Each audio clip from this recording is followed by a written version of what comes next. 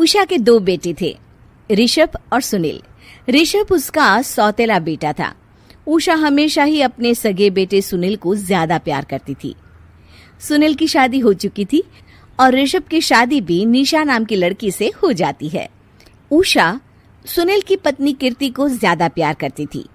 एक दिन वो अपनी बहू कीर्ति के लिए साड़ी ले आती है। ये लो बहू, तुम्हारे लिए साड़ी लाई हूँ। कल पड़ोस की शादी में जाना है ना, तुम यही पहन कर चलना। तभी वहाँ ऋषभ आ जाता है। अरे माँ, तुम निशा के लिए साड़ी नहीं लाई? वो भी तो कल शादी में जाएगी ना? हाँ, वो भी जाएगी, पर उसके पास तो काफी साड़ी होंगी ना।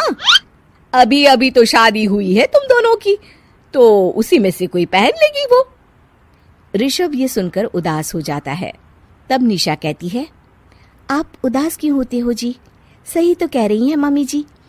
मेरे पास तो बहुत साड़ियां हैं और सारी की सारी नई हैं। मैं उन्हीं में से कोई पहन लूंगी। वो बात नहीं है निशा।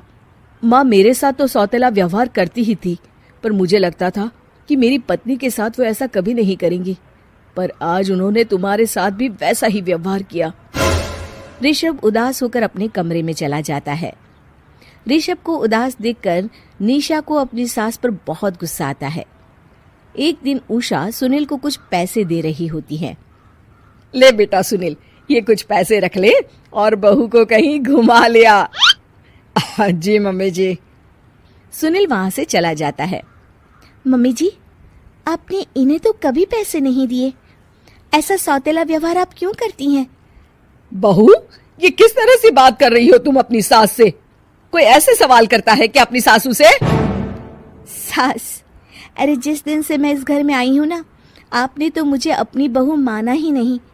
हमेशा कीर्ति भाभी के लिए ही सब कुछ लाती हैं। मुझे तो आज तक आपने कुछ दिया ही नहीं। क्या मैं जानती नहीं कि आप ऐसा क्यों करती हैं? देख निशा, तू अपना काम कर समझी। मेरे से बहस करने की कोई जरूरत नहीं है। तभी वहां ऋषभ आ जाता है। निशा, माँ से ऐसे बात नहीं करते। तुम जाओ अपने कमरे में। हाँ, जा रही हूँ। मुझे भी इनसे बात करने का कोई शौक नहीं है। निशा अपने कमरे में चली जाती है और ऋषभ भी वहां आ जाता है। निशा, तुमने माँ से क्यों झगड़ा किया? क्योंकि आप तो कुछ कहते ही नहीं, बस चुपचाप सहते रहते हैं। किसी को तो आवाज उठानी होगी ना। कोई बात नहीं निशा, तुम गुस्सा मत करो, शांत हो जाओ। निशा रसोई में खाना बना रही होती है। तभी वहां कीर्ति आ जाती है। निशा, तुम मार्केट से ये सामान ले आओ। मैं क्यों जाऊं? आप भी तो जा सकती हो ना। दिख नहीं रहा कि मैं खाना बना रही हूँ? हाँ तो क्या हुआ, खाना बनाने के बाद चली जाना। हाँ, खाना भी मैं ही पकाऊं, बाजार जाकर सामान भी मैं ही ले आऊं। खुद तो कुछ करोगी नहीं, है ना? ओहो, जुबान तो देखो कैसे चल रही है। सुनो, तुम अभी आई हो इस घर में, तमीज में रहो, वरना सासू माँ से कहकर मायके भिजवा दूंगी तुम्हें। हाँ। ओह, हाथ लगाकर दिखाओ मुझे, देख लूंगी। बहुत मनमानी हो गई तुम दोनों की, समझी? निशा लिस्ट कीर्ति के ऊपर फेंक देती है। कीर्ति निशा को मारने आती है तो निशा उसका हाथ मोड़ देती है। मर गई रे, छोड़ मेरा हाथ। आज के बाद मुझसे कोई बदतमीजी की तो अच्छा नहीं होगा। कीर्ति रोते हुए अपने कमरे में चली जाती है। उस निशा चुड़ैल ने मेरा हाथ मोड़ दिया। मुझे नहीं रहना इस घर में। अरे कैसी बेकार की बातें कर रही हो? अरे निकालना ही है तो ऋषभ और निशा को निकालेंगे। नहीं, मुझे अलग घर चाहिए। कान खोलकर सुन लीजिए, हम दोनों इस घर से जल्द जाएंगे। आप नए घर का इंतजाम कीजिए बस। मैं इन दोनों के साथ ज्यादा नहीं रह सकती। हाँ, वैसे मैं भी कुछ दिनों से सोच रहा था। अच्छा हुआ तुमने कह दिया, मैं माँ को भी बता देता हूँ। माँ, वो क्या करेंगी तुम्हारे साथ जाकर?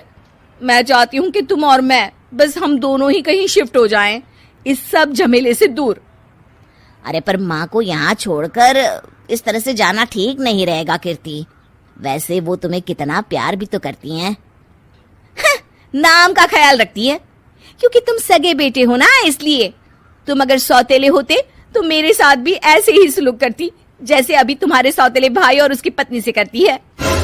अरे पर फिर भी फिर भी कुछ भी नहीं। देखो, या तो हम दोनों इस घर से कहीं दूर जाएंगे या फिर मैं अपने मायके चली जाऊंगी। हाँ, बता देती हूँ। अच्छा बाबा, अच्छा ठीक है। सुनील अपनी माँ से बात करने आता है। माँ, मैं सोच रहा हूँ कि कीर्ति के साथ अलग घर में शिफ्ट हो जाऊं। अरे वाह बेटा, ये तो बहुत अच्छा सोचा है तुमने। कब शिफ्ट होना है हमें? मैं भी पैकिंग कर लेती हूँ। अब नहीं माँ, मैं और कीर्ति ही जाएंगे बस। आप तो यहीं रहो, ये पुश्तैनी घर भी है ना आपका। अरे बेटा, तू तो मेरा सगा बेटा है, तू ही मेरे साथ ऐसा कर रहा है। मुझे अपने साथ ले जा बेटा। तभी वहां कीर्ति आ जाती है। अरे माँ, आपको पता भी है कि किराए के घर में कितना खर्चा होता है, और अगर आपको भी लेकर गए तो और खर्चा होगा। आप तो बस यहीं रहो इसी घर में। कोई बात नहीं सुनील, तुम लोग चले जाओ। माँ यहीं रहेंगी हमारे साथ। हम माँ का ख्याल रखेंगे, तुम लोग अपनी गृहस्थी संभालो। निशा को ये देखकर बहुत खुशी होती है। वो मन ही मन सोचती है, अब आया ना ऊंट पहाड़ के नीचे। अब मम्मी जी को पता चलेगा, बड़ा सगा और सौतेला करती रहती थी।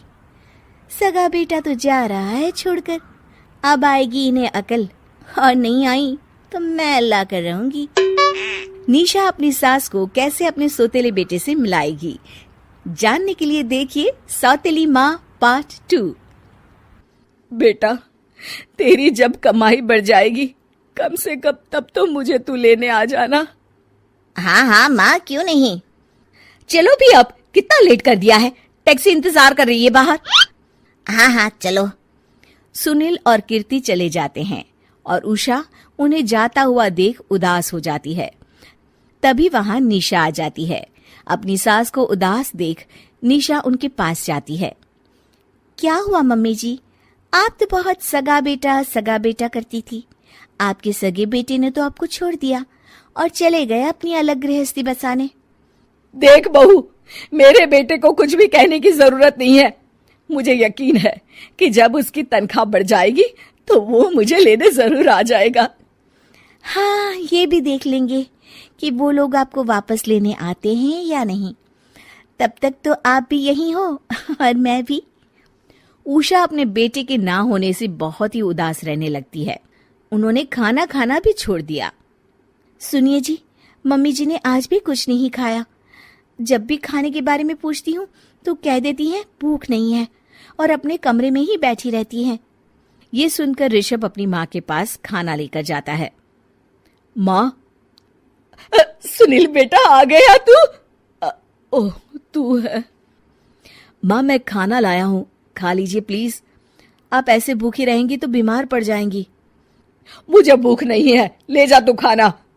ठीक है, फिर जब तक आप नहीं खाएंगी मैं भी नहीं जाने वाला यहाँ से।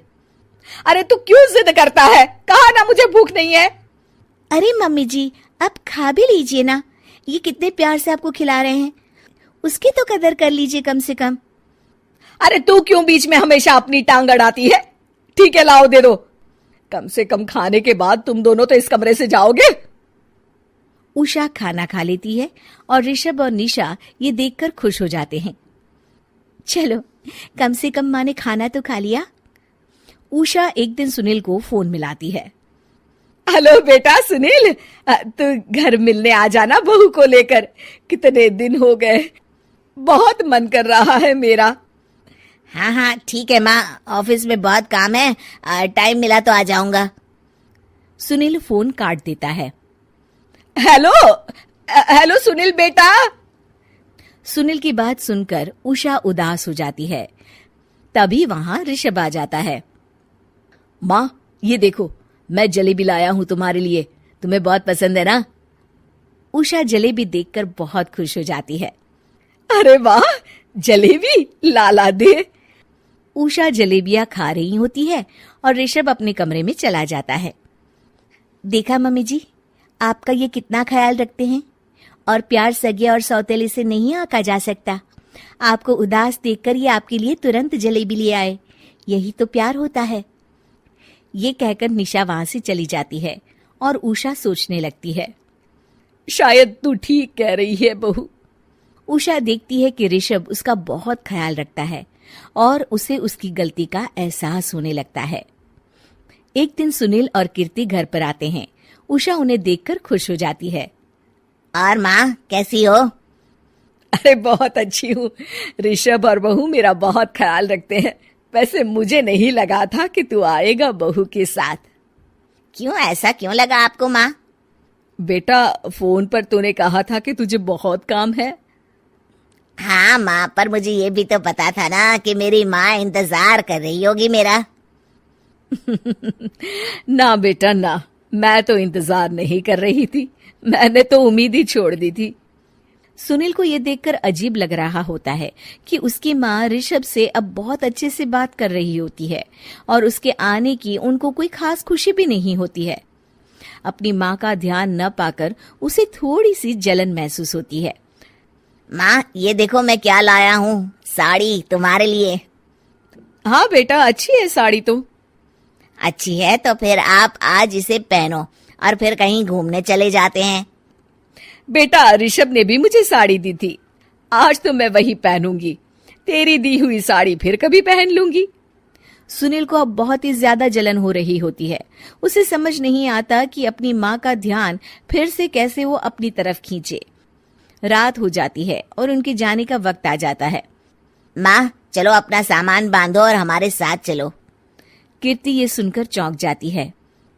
ये क्या कह रहे हैं आप? हम सासू माँ को लेने थोड़ी ना आए थे।